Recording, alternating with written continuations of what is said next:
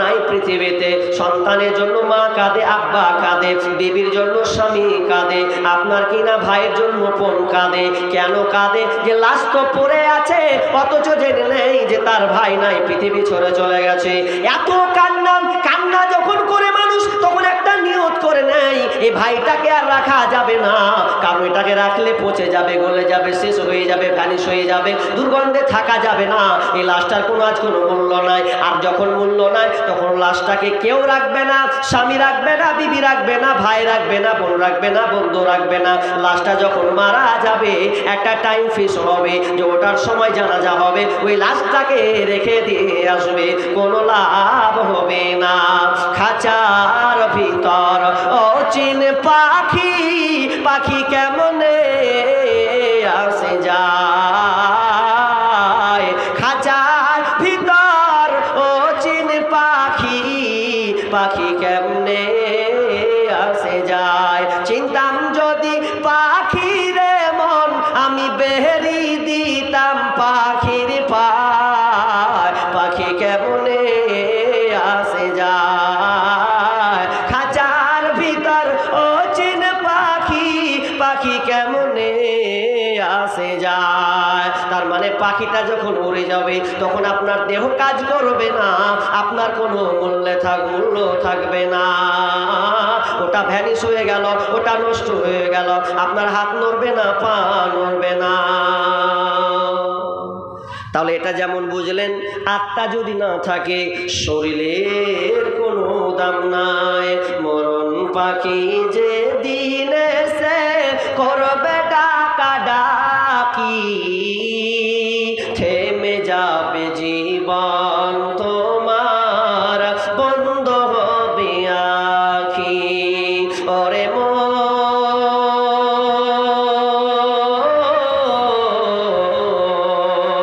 থেমে যাবে জীবন তোমার, বন্ধ হবে আখি। দুনিয়াতে আছো তুমি টাকা পয়সা নিয়ে, মরার পরে করবে দাফন সাদা কাফন দিয়ে। দুনিয়াতে আছো তুমি টাকা পয়সা নিয়ে, মরার পরে করবে দাফন সাদা কাফন দিয়ে।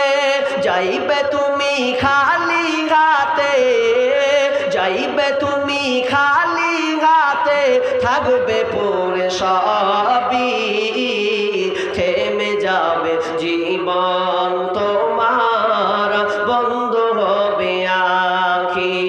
ওরে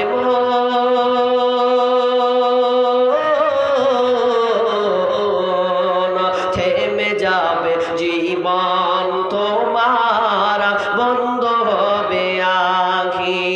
তাহলে আপনার কোনো মূল্য থাকলো না, লাশ পড়ে থাকলো, দাফন করে দিয়ে চলে এলো, আপনার লাশ যেমন কাজে লাগবে না, রূহ ছাড়া যেমন আপনার শরীরটা অচল, একটা মানুষের মধ্যে তেমন যত আমল করুক না কেন, যদি ঈমান সলেহ না হয়, তাহলে তার সমস্ত আমলটাই অচল।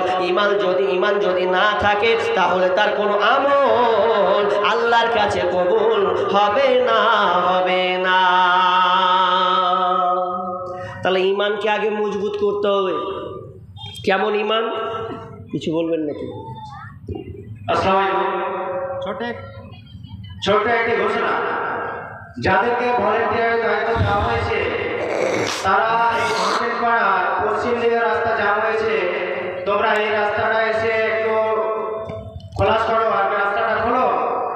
ছেলেরা জাম করে আছে, এই রাস্তা বাচ্চারা, ওদের তোমরা এসে রাস্তাটার দিকে দেখো। হয়েছে ভাই? আপনারা লাস্ট কটা আছে ওটা বুঝবেন না, মানে মজা লিখছেন নাকি যে কি কেমন মারবে, তারপর বসবেন। একটু বসেন আল্লাহর রাস্তে। খুব দাঁড়িয়ে থাকার ডিউটি খুব ভালোবাসে, আর বসা করবে কি? বসেন ভাই, আল্লাহর রাস্তে বসেন, বসেন বসেন বসেন বসেন। দাঁড়িয়ে কেন থাকবেন ভাই? এত সুন্দর বসার সামিয়ানা করেছে, ট্রেনে কত যে দাঁড়িয়ে থাকেন, লাত খান, লাত কুতা মারেন যে বসি একটু, আর এত সুন্দর বসার জায়গা হয়েছে, বসে বসেন ভাই, আল্লাহর রাস্তে বসেন। কি হলো? চা? না না, আর টাইম না, চা আনতে হবে না, আর 15 মিনিট টাইম আছে। কি করি? হ্যাঁ, তো কি বললাম, প্রথম হচ্ছে আপনাকে ঈমান সলিড করতে হবে, ঈমান মজবুত করতে হবে। ঈমান যদি মজবুত না করেন কোনো লাভ হবে না। কারণ আল্লাহ নিজে বলছেন ওয়ামা ইউমিনু আকতারুহুম বিল্লাহি ইল্লা হুম মুশরিকুন। আল্লাহ বলছেন অনেক লোক আছে ঈমান আনার পরেও তারা মুশরিক আছে। আবার ঈমান সম্পর্কে আলোচনা করতে গেলে অনেক চ্যাপ্টার আছে, ঈমান সম্পর্কে আলোচনা আছে, ইনশাআল্লাহ দেখে নেবেন ইউটিউবের মাধ্যমে। তবে আপনাকে যেটা দরকার সেটা আমি আপনাকে বলছি যে ঈমানকে পরিপূর্ণতার সাথে আপনাকে নিয়ে আসতে হবে। কেমন ঈমান যে আপনি ইয়াকিন করে নেন, আপনি যেগুলো ঈমান আছেন আল্লাহর উপরে ঈমান, মান আমানা বিল্লাহি ওয়াল ইয়াউমিল আখিরি ওয়াল মালাইকাতি ওয়াল কিতাবি ওয়ান নাবিয়িন, এই পাঁচটার উপরে ঈমান পরিপূর্ণ নিয়ে আসতে হবে। এটার ব্যাখ্যায় যাব না। তবে এটা শুনে নেন, পরিপূর্ণ ঈমান মানে আপনি যখন রোজাটা রাখবেন ঈমান বিশ্বাসের সঙ্গে রাখবেন যে আমার 30টা রোজা আল্লাহ কবুল করবেন। এই খালেস নিয়তটা আপনি রেখে দিবেন, পরে নিয়তের চ্যাপ্টার চলে যাব। তবে ঈমানটাকে মজবুত করে নেন যাতে আপনার কোনো জায়গায় খুঁত না থেকে যায়। একটা ছেলে সাইকেল নিয়ে চলে গেল দোকানে যখন নিয়ে যাচ্ছে তো লিক হলে মানুষ কি হয়, দোকানে নিয়ে যায় কি যায় না, তাই তো? লিক হলে কি করে, দোকানে নিয়ে যায় না? দোকানে নিয়ে যাওয়ার পর দোকানদারকে বলে ভাই পাম্পারটা দাও তো জি। এই পাম্পার নিল, পাম্পার নেওয়ার পরে পাম্প করছে কুড়িয়া ব্যাটারি খেঁচতে গেছে জি। পাম্প করছে তো খাসতে যাচ্ছে, ও লিক আছে, এরপরে পাম্প করছে। আচ্ছা বলেন, লিক থাকার পরে যদি পাম্প করে তো আর পাম্প ঢুকবে? জোরে বলেন, ঢুকবে? কথা বলেন জি ভাই। মানে এতক্ষণ পর, মানে অনেকক্ষণ পর কেন মুখ খুলছে, মানে ছেলে হয় না কোথায় সিজার করে দাও হয়ে যাবে। আপনাদের অবস্থা ওই, মানে সিজার করতে হবে, বলে দিবেন। যখন কথা বলতে বলবো চাট করে বলবেন। কি বললাম, যে একটা ছেলে পাম্প করছে আর পাম্প ঢুকে না। পাম্প যখন ঢুকে না, কেন ঢুকবে? ওই একখান লিখতো, দাদু ওখান থেকে আসতে বলছে এই কী করছিস রে? দাদু পাম্প করছি। কতক্ষণ থেকে করছি? 3 ঘন্টা হয়ে গেল। তো 3 ঘন্টা ধরে পাম্প করছি, তোর পাম্প ঢুকে বুঝছে না? দাঁড়া দেখছি, ওর ঘাম এখান থেকে চুইছে, খাইতে গেছে ও 3 ঘন্টা ধরে থাকে। তখন যখন টিউটা যখন দেখছি তো ওরে সুবহানাল্লাহ, একখানি কাটা আছে। আচ্ছা কহেন তো ওর পাম্প ঢুকবে? কিয়ামত পর্যন্ত ওর পাম্প ঢুকবে না। একদিক দিয়ে ঢুকাবে, একদিক দিয়ে বাহার হবে। আচ্ছা ও যদি সূরা ইয়াসিনটা ফুট মারা ঢোকায় হবে? কাম হবে না। তাহলে ওকে লিকটাকে সারতে হবে, লিক সেরে তারপরে পাম্পটাকে, তার হাওয়াটাকে ও সঞ্চয় করতে পারবে।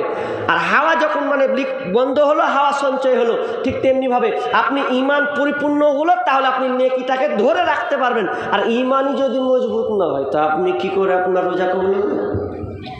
ঈমান মজবুত করতে হবে, ঈমান সলিড করতে হবে।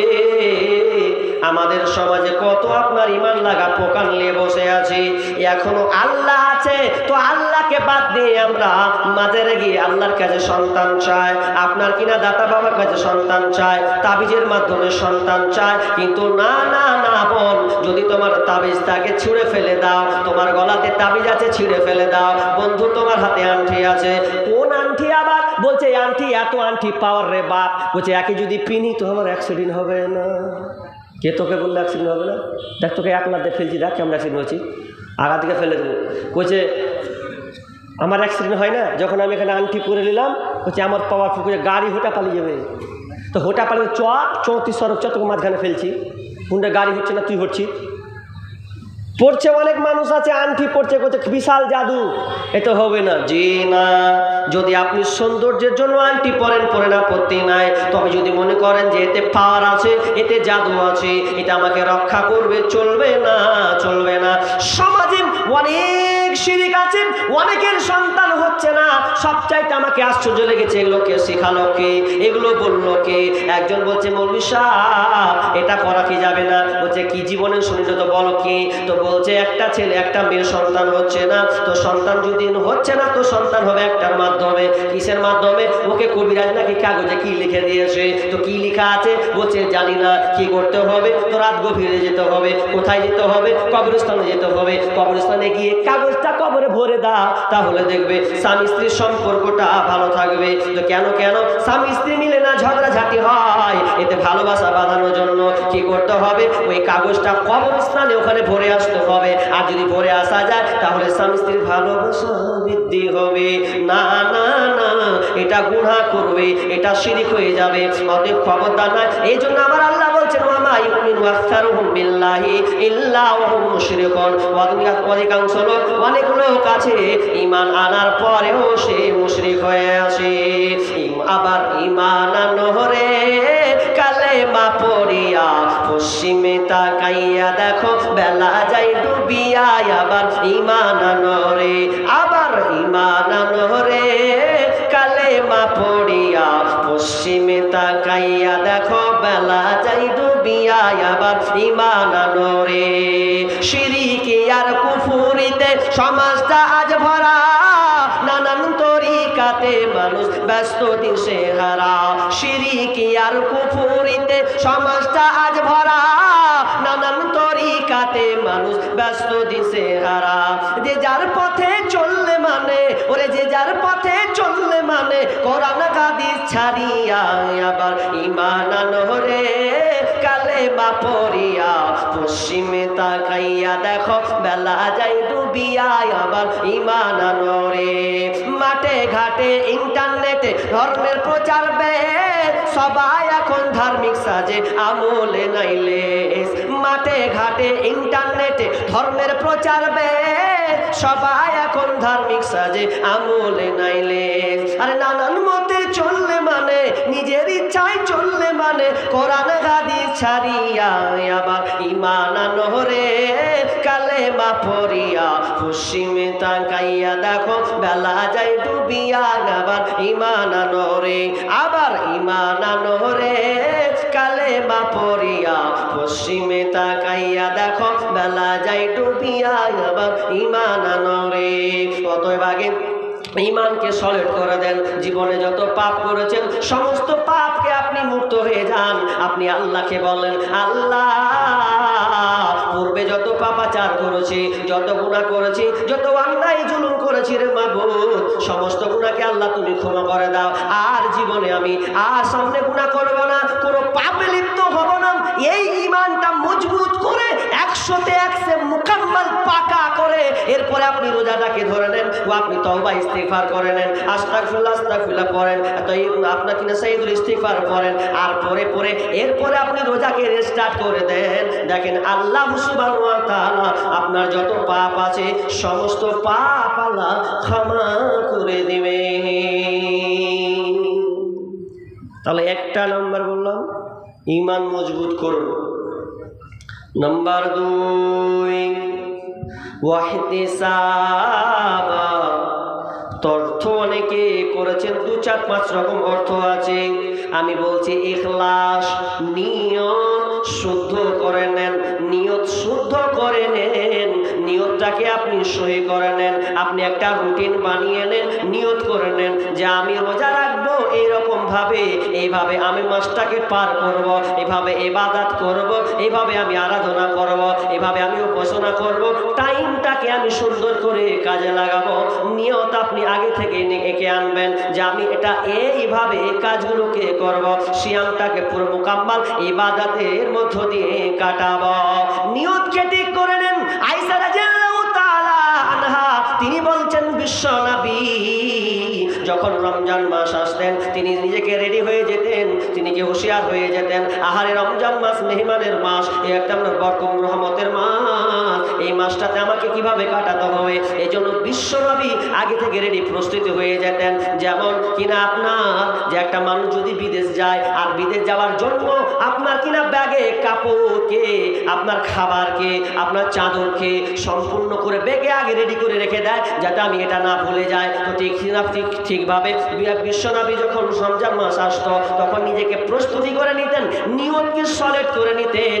কিন্তু আজকে আমাদের নিয়ত সলিড, কিন্তু আমরা ওইভাবে করি না। আমার নিয়ত ওরকম থাকে না। কেমন থাকে? ও এই মঙ্গলবার একটা হয়ে যাবে নাকি, তো সোমবার কি করবো, সালা গরুর মাংস নেবো না খাসির মাংস নেবো, যে সে তো ও থাকে আজ প্রথম খাসির মাংস দিয়ে শুরু হবে।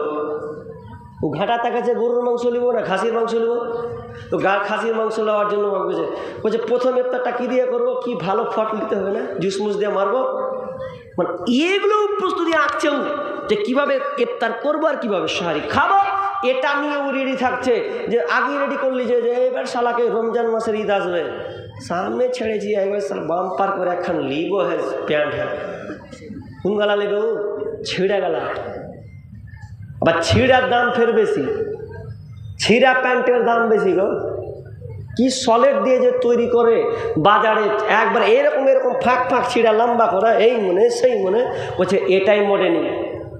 আগে মানুষ যদি একটু ছিঁড়া হয়েছে তো ঢেকেছে লজ্জাতে যে ঢেক নু কেউ কী কুহবে না কুহবে, আর বলছে এটাই বলছে বিশাল বড় ফ্যাশন, কাটলেও কোনো কিছু নেই। তো ওই জন্য আমি কবিতাতে ধরে বলছিলাম ওখানে, এখন বলবো না লাস্টে বলবো, এখন বলে দেবে লোক পালিয়ে যাবে না, লাস্টে বলবো যদি পাই সময়, তো লাস্টে বলবো ওই ছিঁড়ার ওই যুবক যারা আছে তাদের ব্যাপারে বলবো। কী বললাম, নিয়তকে আগে সলেট করেন, কারণ এই নিয়ত কত পরিপূর্ণ একটি নিয়ত।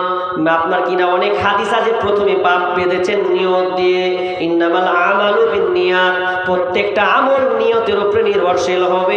নিয়ত আপনাকে শুদ্ধ করতে হবে, নিয়তকে আপনাকে সলিড করতে হবে। কুরবানির সময় একটা কোরআন আয়াত বার পড়া হয়, লাইয়ানাল্লাহু লুহুমুহা ওয়ালা দিমাউহা ওয়ালাকিন ইয়ানালুহুত তাকওয়া মিনকুম। কি বলা হয়, বলছে যারা কুরবানি দেয় তাদের কুরবানিতে আল্লাহ কোনো রক্ত দেখে না, মাংস দেখে না, মাংস দেখে না, রক্ত দেখে না, তার গোশ কতটা হয়েছে এটা দেখে না, রক্তটা কত প্রবাহিত হলো আল্লাহ এটা দেখে না। আল্লাহ কি দেখেন, তার তাকওয়া মিনকুম, তার তাকওয়াটা, লিয়ানালুহুত তাকওয়া মিনকুম, তার তাকওয়াটা পরেশগারিতা দেখে যে তার নিয়তটা কি আছে, তার তাকওয়া কি বলে, কি কারণে সে কুরবানি দিল। নিয়ত আল্লাহ দেখেন, আল্লাহ দেখে না। মানুষ অনেকে আবার চায়ের দোকানে বসে খুব এবার লেজি উঠবে, এবার লেজি বিশাল বড় সব গ্রামকে ফেল করে দেবো, মানে এমন গরু নিয়েছে ও গ্রামকে টপিয়ে নেবে, ও করছে 1 নম্বর গ্রামের যদি থাকে তো আমি কি করছিস, তোমারও এগুলো নিয়ে কোনো লাভ হবে না। দেটা কী করতে হবে, একটা গরিব যদি ছাগলও দেয়, বকরিও যদি দেয়, তাও আর যদি আল্লাহর সলে যদি নিয়তে আল্লাহর জন্য কুরবানি করে, তাহলে আল্লাহর কাছে ওটাই আগে চলে যাবে। তাহলে ওটা ওই আয়াতটা ওখানে আছে, কিন্তু বুঝানোর জন্য নিলাম। তার মানে আল্লাহ বললেন যে নিয়তকে তাকওয়াশীল কে হতে পারে, আল্লাহ তাকওয়াটা দেখেন, তার পরেশগারিতা দেখেন। তার মানে আপনি নিয়তটা শুদ্ধ করেছেন কিনা এটা আপনার দেখবে। মায়েরা বোনেরা আমার, ভাইরা কান করে শুনেন, আপনি নিয়াত করলেন মঙ্গলবার রোজা হবে এবং সোমবার রাত্রে আপনি সাহারি ধরলেন, মানে ইংরেজি অনুযায়ী যখন আপনি ধরছেন, যখন আপনি ঘুমাবেন কিংবা হবে, তখন আপনি নিয়ত করেন আল্লাহ প্রথম রোজা আমি রাখবো, আল্লাহ তুমি কবুল করো, আমার ইচ্ছা আছে রোজা রাখার, 30টা রোজা আমি রাখবো। আর এই করে দেখবেন অনেক সময় অনেক মানুষের সিয়াম ছুটে যায়, ছুটে কি ছুটে না ছুটে যায়, অনেক সময় ছুটে যায়, 30টার মধ্যে 1টা 2টা ব্যতিক্রম হয়ে যায়। কিভাবে, মা উঠতে পারেনি, বাপও উঠতে পারেনি, কে উঠেনি, এরকম হয় না? এরকম হয় যে উঠতে একদিন সবাই সকাল করে দিয়ে। তাহলে কি করতে হবে, যদি আপনার ঈমান, আপনার যদি নিয়ত থাকে যে আমি রাখবো, তাহলে আপনি নিয়ত করে নেবেন আর কিছু খাবেন না। সকাল 6টা হয়েছে, 7টা হয়ে গেছে, সকাল 5টা হয়ে গেছে, আপনি নিয়ত করলেন আর কিছু খাবেন না, আপনি রোজাটাকে রেখে দেন। আর যদি মনে করেন যে আমার কষ্ট হবে, পারবো না, তাহলে আপনি রেখে ছেড়ে দেন, কাজা করে নেবেন। কিন্তু যদি ইচ্ছা হয় আপনার রাখতে যে আমি রোজা রাখতে পারবো, তাহলে আপনি রোজাটা রেখে দেন। নিয়তটা শুদ্ধ করেন, নিয়তের কত দাম যে আপনার নেকি আগেই লেখা হবে। নিয়তের ব্যাপারে কয়েকটা বড় বড় হাদিস আছে, তা আমি ওইদিকে যাচ্ছি না, আমার টাইম শেষ, টাইম হতে এলো। কত, 1:30 বলেছিলেন, আরও চলবে নাকি মনে না, 1:30 বেজে দিয়ে এলেন যে টাইম আমার, ওই জন্য ঘড়ি দেখে কেটে সব বললাম। আর আমি ওর বড় বক্তা নয়, ওই জন্য আমি কাটতে ছাড়তে যেটি পয়েন্ট মূল কথা সেটি বলে দিলাম। তো দেখেন, বক্তা না আসা পর্যন্ত চালাই। তাহলে কি বললাম, রমজান মাস কত গুরুত্বপূর্ণ যে আপনাকে রমজান মাস রাখতে হবে। এবার 2-1টা টিপস বলে দিই, যদিও অন্য জায়গায় বলেছি, আপনাদের বলে দিই। রমজান মাস যদি রাখেন, কয়েকটা দিন বাকি আছে আরও, এর আগেই প্রস্তুতি গ্রহণ নিতে হবে। তার মধ্যে একটা ঈমান বললাম, একটা ইখলাস নিয়ত বললাম, 3 নম্বর হচ্ছে যে আপনাকে নিয়ত করতে হবে কি, আপনাকে নিয়ে আসতে হবে কি, যে ঘরকে একটা রেডি করেন। ঘর কেমন ঘর? আজকালকার মানুষ 4 তালা 3 তালা 2 তালা 5 খান রুম 6 খান রুম 7 খান রুম করে, কিন্তু একটা জায়গায় ভুল করে। কি ভুল করে? আপনি দেখাতে পারবেন না কোনো মুসলিমদের ঘরে, বুক ফুলিয়ে বলছি, ঘরও 4 খান 5 খান, কিচেন রুম বাথরুম আপনার খাওয়ার জায়গা যত যা আছে সব কিছু করে, কিন্তু ওই ঘরটা কেউ করে না। কোনটা? যে একটা পার্সোনাল একটা ঘর থাকবে, যে ওই ঘরটাতে জোহর আসর মাস যখন সময় না পাবো উঠে একটু নামাজটা পড়বো, তাসবিহ তাহলিল করব, এরকম ঘর কারণে। হিন্দুদের পাবেন, হিন্দুরা দেখবেন ওদের ঘর আছে, ওরা পার্সোনাল পূজা করার জন্য একটা কোণ দিয়ে একটা ঘর তৈরি করে, তো ওখানে একটা দেবী থাকে, যে ওখানে ওকে ওদের যেটা পূজা পাঠ তারা করে, ওই ঘরে কাউকে ঢুকতে দিবেন। আপনি যত বড় একদম মেহমানের বেটা মেহমান হন, আপনার ঘর আলাদা, ওখানে আপনাকে ঢুকতে দিবে না। ওরা বুঝেছে, আমরা মুসলমান বুঝিনি যে রমজান মাস আসলো, তো রমজান মাসটা কিভাবে কাটাবো, বাড়তে কিভাবে সময় কাটাবো। এক কোণে ঢুকে যান, আপনাকে কেউ ডিস্টার্ব করবে না, ওখানে বসে বসে তাসবিহ তাহলিল সব কিছু করা যাবে। এটা আমাদের কেউ ভালো ঘর নেই, আছে নেই। 5 খান 6 খান রুম দেখাতে পারবেন, 8খানা রুম দেখাতে পারবেন, তো পার্সোনাল এক্সট্রা এরকম রুম নাই। তাহলে ওই রুমটা আপনি তৈরি করবেন। যদি না থাকে চাদর দিয়ে এড়িয়ে দেন, এখানে বসবো, তাসবিহ তাহলিল করবো, সময় আসবো, গল্পটা কারণ আপনি যদি নির্জনে একাই থাকার চেষ্টা করেন, তাহলে আপনার পাপাচারটা কম হয়ে যাবে, আর আপনি কথার মধ্যে আপনি থাকবেন না, তাসবিহ তাহলিল আপনি ব্যস্ত থাকবেন। নাম্বার 4 নম্বর হচ্ছে নিজেকে ঘরটাকে পাপ মুক্ত ঘর বানাতে হবে। পাপ মুক্ত ঘর আমরা করি কই? পাপ মুক্ত ঘর তো আমরা করি না। রোজা রাখছি, টিভি আছে, রোজা রাখছি, মোবাইল চলছে। কেমন চলছে? টিভি এখানে অন আছে, টিভি সকাল 8টার সময় ও খালাকে দেখছি বেরিলিয়া চারাং সিরিয়াল চলছে, রোজা আছে। ঘর যে পাপ মুক্ত করতে হবে এটা ওর মাথায় খেয়াল নাই। ঘরে পাপ যেটা হবে এটা রাখাই যাবে না, ফেলে দাও, তাহলে তোমার রোজাটাকে তুমি ভালোভাবে কাটাতে পারবে, রমজান মাসটাকে সুন্দরভাবে কাটাতে পারবে। ও সকাল 8টা হচ্ছে কাড়াক করে চলছে, খালা তো রোজা রেখে লাভ কি হলো? কি আপনাদের টিভি চলে না ভালো সব নাকি? যদি না চলে তো আলহামদুলিল্লাহ, কিন্তু আমাদের মুর্শিদাবাদে ঘরে ঘরে টিভি গো, টিভি তো টিভি। সকাল 8টা হলে যদি দেখে যদি কোনো জিনিস সিরিয়াল যদি বাদ পড়ে যায়, তা আল্লাহ রে আল্লাহ, ও আপনার কাজা আদায় করবে, যতক্ষণ কাজা না আদায় করবে ততক্ষণ ছাড়বে না।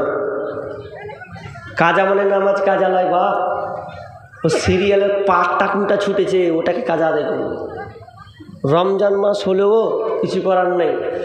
তাহলে বলছিলাম পাপ মুক্ত ঘর, যে ঘরে কোনো অশ্লীলতা চলবে না। অশ্লীলতার মূল হচ্ছে আপনার কিনা টিভি। এই টিভি প্রায় মানুষ ভালো দেখে না, খারাপটাই বেশি দেখার চেষ্টা করে। অতএব ঘর থেকে আগে টিভিটাকে সরিয়ে দেন, হটান। এই জন্য হটাবেন যাতে আপনাকে পাপে আক্রমণ না করতে পারে, যাতে গুনাহগুলো যেন না হয়। এই জন্য আপনি টিভিটাকে বন্ধ করে দেন। আর যদি বন্ধ করে দেন তাহলে আপনি রোজাটাকে সুন্দর করে পার করতে পারবেন। এবার মেয়েদেরকে বললাম, ছেলেরা তোমরা শোনো, কান করে শোনো, তোমাদের মোবাইল খুব পকেটে ভরো। ওই তো পকেটই তোমার খারাপ, তো পকেটেই তুমি নিয়ে আছো। রমজানে রোজা রেখেছো, দিনের বেলা কিভাবে পার করবে তো বলছে মোবাইল ফেসবুক চালু করছেন, চালু করতে করতে খারাপ কি যে আসে, অশ্লীলতা বারবার আসে। ফেসবুকটা এমন হয়ে গেছে বর্তমানে, আজকে ফেসবুক অশ্লীলতায় ভরা, খারাপ ছবিতে ভরা, খারাপ ব্যবহার করা হয়। তো একটা যুবক তুমি বলো কিভাবে তুমি ফেসবুকটাকে চালাও? তোমার দ্বারাই তো সম্ভব নয়। তুমি যে রোজা আছো আর রোজা নিয়ে তুমি মোবাইলটাকে ঘাঁটো, তাহলে বলো তোমার কি রোজা কবুল হবে? ছেড়ে দাও, পাপ ছাড়তে হবে। তার মানে মোবাইল দরকার আছে, মোবাইল ব্যবহার করে করো, পাপ মুক্ত হবে। চেষ্টা করতে হবে মোবাইল হাত দিব না, মোবাইল থাকলো, দরকার হবে মোবাইল ব্যবহার করব। যদি একটা মানুষ 1 মাস ট্রেনিং চালায় এভাবে, তাহলে কত ভালো হবে। তো ভালো হবে, ফোনগুলো আসছে তো ওগুলা বাজো ফোন। কার ফোন গো? তো বলছে আমার প্রেমিকার ফোন। অশ্লীলতা দেখবে কি, প্রেমিকার ফোনের নাম্বারও সেভ করে রেখেছে। দেখ আমাকে একজনে বলছে, মৌলভী সাহেব জানেন আমার একটা প্রেমিকা আছে, হ্যাঁ ফজর হলেই ফোন করবে, খালি নামাজ পড়াতে উঠে আমাকে। কোন প্রেমিকা তোমার গো? বলছে ফজরের টাইম হবে আর ফোন ঢুকবে, চ করে ফোন নামাজ পড়তে উঠবে না। বাপরে, মানে ওকে নামাজের জন্য প্রেমিকা উঠাচ্ছে, মানে গর্ব করছে যে আমি প্রেমিকা পেয়েছি একখানটা। তোমাকে জাহান্নামের লোকড়ি বানাবো, নামাজের 12টা বাজাবে। তবে মোবাইল নিয়ে বলছে যে আমার প্রেমিকা উঠায়, প্রেমিকা উঠায়। তুমি সারা রাত কী করো ওকে নিয়ে গো? কী করো? মা জানে না, বাপ জানে না, মা শুয়ে আছে, বাপ শুয়ে আছে। ওই যুবক দেখছি রাত 12টার পর প্রেমিকার সঙ্গে আলাপ শুরু করে দিয়েছে। ফোনে কথা চলছে, হ্যালো আর গেল, কি করছো, কি খাচ্ছ, দেখি তোমার মুখটা দেখিনি। আর মোবাইলে জেনা চলছে, জেনা মূলঙ্গ বেহায়াপনা হয়ে যাচ্ছে। মেয়েটা 4000 কিলোমিটার দূরে আছে, এরপরেও মোবাইল তাকে বলে দিচ্ছে দেখো আমি কি অবস্থা রয়েছে। বন্ধুরে, ও যুবক ভাই শোনো, এগুলো ছেড়ে দাও। শিয়াম এসেছে তোমাকে মাপ মোচন করার জন্য, তোমাকে পবিত্র করার জন্য, তোমার বাকি জীবনকে ধন্য করার জন্য। এই জন্য তুমি কি করো, ওই প্রেমিকাকে তুমি ছেড়ে দাও, ত্যাগ করে দাও। বোন তোমাকে বলে শোনো, তুমিও ওই যুবক ভাইকে ছেড়ে দাও, ওই বেঈমানকে ছেড়ে দাও, লম্পটকে ছেড়ে দাও। ও তোমাকে ভালোর জন্য সম্পর্ক রাখে না, তোমাকে ব্যবহার করার জন্য সে তোমার সঙ্গে লিঙ্ক রাখে, সম্পর্ক রেখেছে। অতএব বোন তোমাকে বলছি শোনো, খবরদার যদি এরকম খারাপ রিলেশন তোমাদের মধ্যে থাকে, সম্পর্ক থাকে, ছেড়ে দাও। আগে ঘরটাকে পাপ মুক্ত করে দাও, ঘরে যেন কোনো পাপ না ঢুকে। কোনো মহিলা যদি বদমাশ হয়, অন্যের কথা যদি নিয়ে আসে, বলে দেন আর শুনব না, বাড়ি এখান থেকে কেটে পর, ঘরের ভেতরে আর ঢুকানো হবে না। কোন কার মা, কার বোন, কার বেটি কি করলো আমার দেখে লাভ নাই। আপনি কোনো পাপ যেন ঘরে না ঢুকে এইরকম আপনি সৃষ্টি করবেন। কিন্তু আগে বর্তমানে এমন হয়ে গেছে, আল্লাহ রোজা কবর কি করে না আল্লাহ ভালো জানে। কিন্তু আমরা রোজা রাখা অবস্থায় মোবাইলে অহরহ সিনেমা দেখি, গান পর্যন্ত চলে।